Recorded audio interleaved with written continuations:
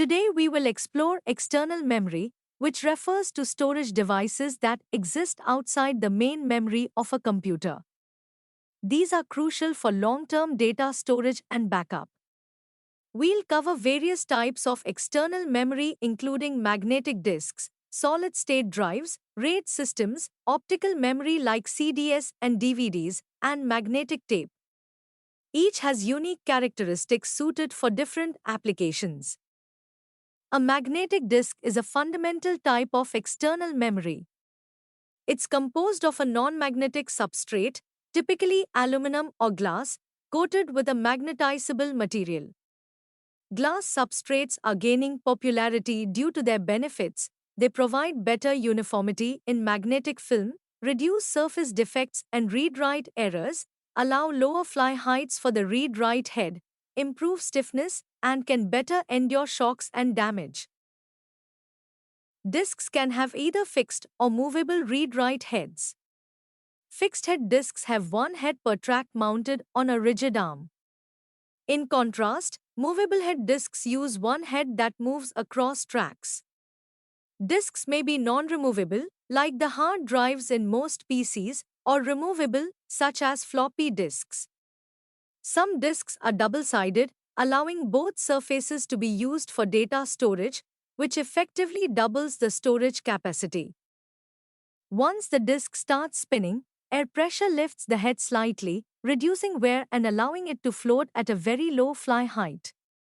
This enables high-precision access and dense data packing, but also increases the risk of error if any imperfection or debris is present. So, key characteristics include ultra-close head-to-disk operation, high data density potential, vulnerability to contamination, use in sealed assemblies for reliability. This classification is important in determining disk. Disk classification is often based on head mechanisms. Winchester heads, for instance, are designed to operate extremely close to the disk surface, allowing higher data density. They rely on sealed assemblies to reduce contaminants and ride on a cushion of air generated by the spinning disk. While this improves performance, it also increases the risk of error from surface imperfections.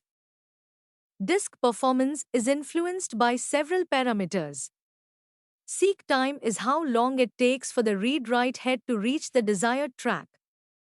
Rotational delay refers to the time taken for the sector to align under the head.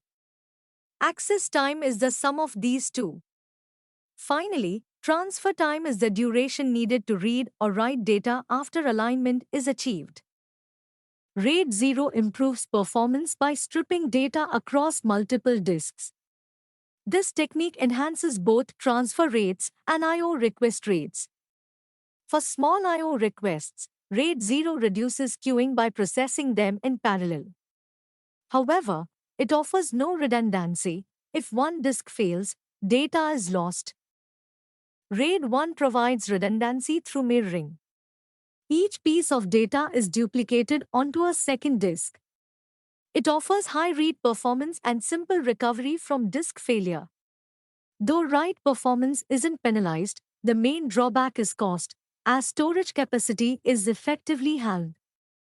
In RAID 2, all disks work in parallel, and data is striped at very fine levels, sometimes as small as a byte. Error correction is achieved using Hamming codes, requiring several redundant disks. RAID 2 is ideal for environments prone to frequent errors, but it's rarely used due to its complexity and cost. RAID 3 uses byte-level stripping and a single parity disk. It provides high data transfer rates and continuous operation in reduced mode if a disk fails. The missing data is reconstructed using the parity information. This setup is suitable for large, sequential data operations, but less effective in transaction-heavy environments. RAID 4 introduces independent access, meaning disks can operate independently to serve separate I/O requests. However, every write operation requires updating parity, resulting in a write penalty. This limits its effectiveness for frequent small writes. RAID 5 distributes parity information across all disks to avoid bottlenecks, improving performance over RAID 4. RAID 6 builds on this with dual parity blocks, allowing two disks to fail without data loss. Though this increases data availability, it also introduces a substantial write penalty. This table provides a comparative overview of RAID levels 0 through 3. Let's break it down. RAID 0 offers excellent performance in both read and write operations due to data stripping. However, it provides no redundancy. If one disk fails, all data is lost. RAID 1 duplicates all data across two disks. It offers fault tolerance with fast reads, since any read can be served by either disk. The trade-off is cost, as effective capacity is halved. RAID 2 is rarely used today. It stripes data at the.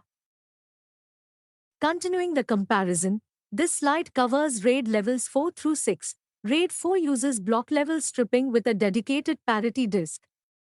It allows independent access for reads but suffers from a write bottleneck due to frequent parity updates. RAID 5 improves on this by distributing parity across all disks, avoiding the single-disk bottleneck of RAID 4.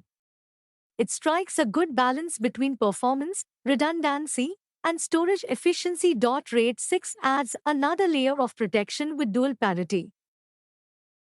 SSDs outperform HDDs in several aspects. They have higher IOPS, better durability, longer lifespans, consume less power, and are quieter and cooler. Most importantly, they offer faster access times and lower latency, making them ideal for performance-critical applications. Despite their advantages, SSDs face wear-related limitations. Write operations require erasing and rewriting entire memory blocks, leading to performance degradation over time. Solutions include wear leveling algorithms, caching mechanisms, and bad block management. Many SSDs also estimate their own health, helping predict failures before they occur. CD-ROMs, derived from audio CD technology, are used for distributing large amounts of data. Data is stored as microscopic bits burned into polycarbonate disks and coated with reflective layers. These disks are inexpensive to mass-produce and suitable for archival storage, but they are read-only and slower than magnetic disks. CDRs are write-once media, ideal for permanent records. CDRWs use a phase-change material allowing repeated writes. However, CDRWs degrade with use. Each has its place, CDR for one-time backups and CDRW for temporary or frequently updated data. RAID 1 provides redundancy through mirroring. Each piece of data is duplicated onto a second disk. It offers high read performance and simple recovery from disk failure. Though write performance isn't penalized, the main drawback is cost, as storage. In summary, external memory spans magnetic disks, SSDs, RAID arrays, optical disks, and magnetic tapes. Each has distinct strengths: RAID for redundancy, SSDs for speed, optical media for distribution, and tapes for archival storage.